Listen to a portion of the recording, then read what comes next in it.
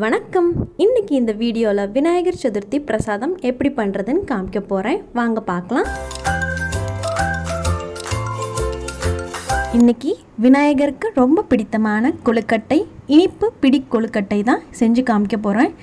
முதல்ல நம்ம இப்போ ஊற வைக்கிறதுக்கு பச்சரிசி எடுத்துக்கணும். நான் அரை கப் அளவுக்கு பச்சரிசி எடுத்திருக்கேன். இந்த பச்சரிசியை முதல்ல நல்லா கழுவிக்கலாம். பச்சரிசியை நல்லா கழுவுனதுக்கப்புறம் நல்லா தண்ணியை வடிகட்டிட்டு இதை நம்ம 3 மணி நேரம் ஊற வைக்க போகிறோம்.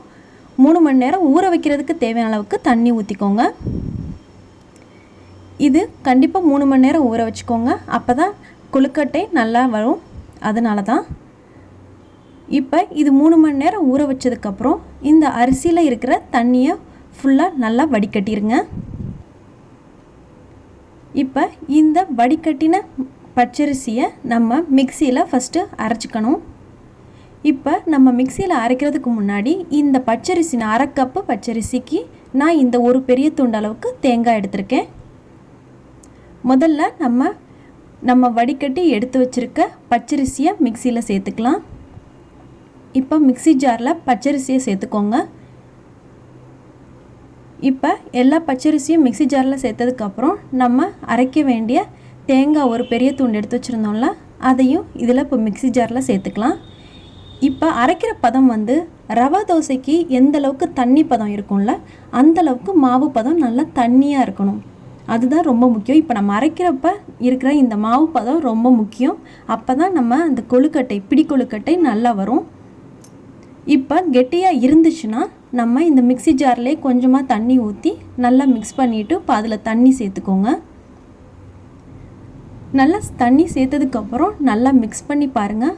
இந்த மாவோட பதம் ரவா தோசைக்கு எந்த அளவுக்கு தண்ணி பதமாக இருக்கும் மாவு, அந்தளவுக்கு இருக்கிற மாதிரி பார்த்துக்கோங்க. மாவோட பதம் பார்த்திங்களா, இந்த அளவுக்கு பதம் இருக்கணும். ரொம்பவும் தண்ணியாகவும் இருக்கக்கூடாது. அதாவது ரவா தோசைக்கு நம்ம எந்த பதமோ அந்த அளவுக்கு. இப்போ நம்ம ஒரு பேன் சூடு பண்ணிக்கலாம். அதில் நம்ம அரைச்சி வச்சுருக்க மாவை ஊற்றிக்கோங்க. மீடியம் ஃப்ளேம்லேயே வச்சுக்கோங்க, ஃபுல் ஃப்ளேமில் வைக்காதீங்க.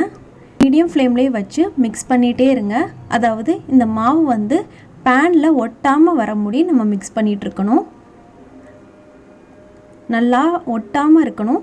ஒட்டாமல் நம்ம அப்படியே சேர்ந்து வரணும் அந்த மாவு. அது முடி நம்ம இது மாதிரி மிக்ஸ் பண்ணிகிட்டே இருக்கணும். மறக்காமல் மீடியம் ஃப்ளேம்லேயே வச்சு செய்யுங்க, ஃபுல் ஃப்ளேமில் வச்சிடாதீங்க. இது மாதிரி மிக்ஸ் பண்ணிகிட்டே இருங்க. இப்போ பார்த்திங்கன்னா மாவு பாருங்களேன், இந்த பேனில் கொஞ்சம் கூட ஒட்டாமல் நல்லா வந்திருக்கு. இது மாதிரி ஸ்டேஜில் நம்ம அடுப்பை சுவிட்ச் ஆஃப் பண்ணிடுங்க. இந்த மாவு ஃபுல்லாக ஒட்டாமல் நல்லா வந்ததுக்கப்புறம் உடனே நம்ம அடுப்பை ஆஃப் பண்ணிடுங்க. இதில் நம்ம 1 டீஸ்பூன் அளவுக்கு நெய் சேர்த்துக்கோங்க. இப்போ நெய் சேர்த்ததுக்கப்புறம் நல்லா ஈவனாக நெய் ஸ்ப்ரெட் ஆகிற மாதிரி நல்லா மிக்ஸ் பண்ணிக்கோங்க. அந்த மாவில் ஈவனாக நல்லா நெய்யும் எல்லா இடத்துலையும் ஸ்ப்ரெட் ஆகிற மாதிரி நல்லா மிக்ஸ் பண்ணிக்கோங்க. இப்போ இனிப்பு பிடி கொழுக்கட்டை செய்ய வேண்டிய மாவு ரெடி ஆயிடுச்சு. பாருங்கள் எவ்வளோ சாஃப்டாகவும் இருக்கும் மாவு. நான் சொன்ன மாதிரி இது மாதிரி ப்ரொசீஜரில் பண்ணிங்கன்னா மாவு அந்த பிடி கொழுக்கட்டை செய்கிறதுக்கான மாவு ரொம்ப சாஃப்டாக இருக்கும். பார்த்திங்கனாலே மாவோட அந்த பதம் பார்த்திங்கனாலே பாருங்கள் எவ்வளோ சாஃப்டாக இருக்குது. இது மாதிரி ரெடியாகி வச்சுக்கோங்க. அடுத்து நம்ம பிடி கொழுக்கட்டை செய்கிறத நம்ம வேக வைக்கணும்ல, அதுக்காக நான் ஒரு ஃப்ளாட்டான பாத்திரம் எடுத்திருக்கேன். அதில் ஃபுல்லாக நல்லா நெய் நல்லா ஸ்ப்ரெட் ஆகிற மாதிரி ஃபுல் பாத்திரத்துலேயும் நல்லா நெய் தடவிக்கோங்க.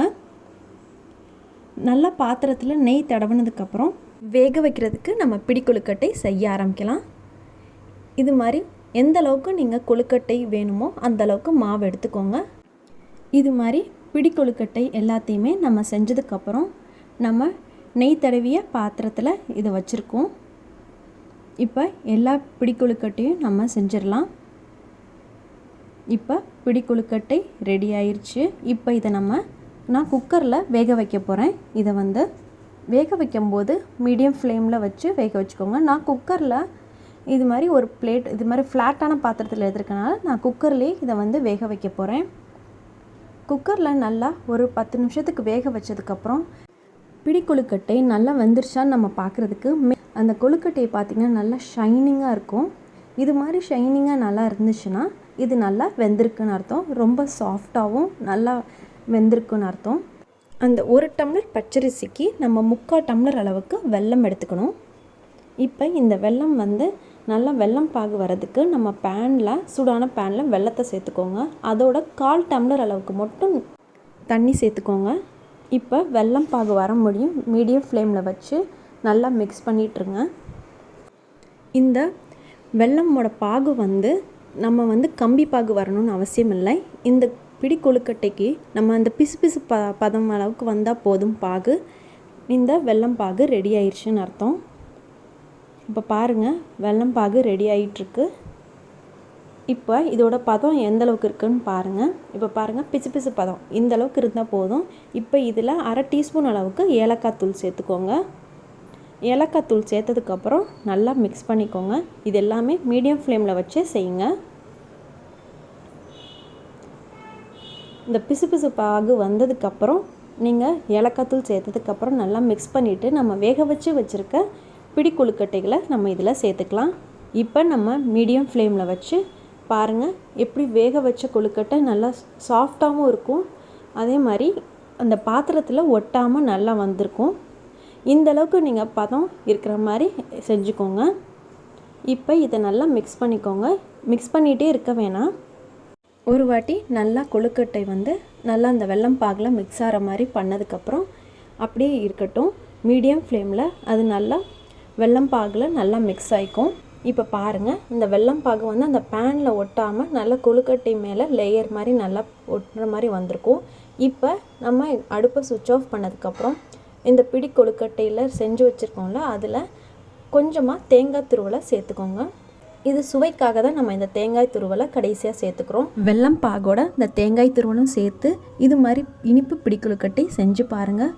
ரொம்ப சாஃப்டாகவும் ரொம்ப சுவையாகவும் இருக்கும். இப்போ விநாயகர் சதுர்த்தி ஸ்பெஷல் பிரசாதம் இனிப்பு பிடி கொழுக்கட்டை ரெடி பண்ணிட்டோம். நம்ம சேனலில் மற்றொரு பிரசாதமான 2 வகையான பூர்ண கொழுக்கட்டை அந்த வீடியோவை நான் டிஸ்கிரிப்ஷன் பாக்ஸில் நான் லிங்க்கை ஷேர் பண்ணியிருக்கேன். அந்த வீடியோவும் பாருங்கள். மறக்காமல் லைக் பண்ணுங்கள், சப்ஸ்கிரைப் பண்ணுங்கள். வீடியோ பார்த்ததுக்கு ரொம்ப நன்றி.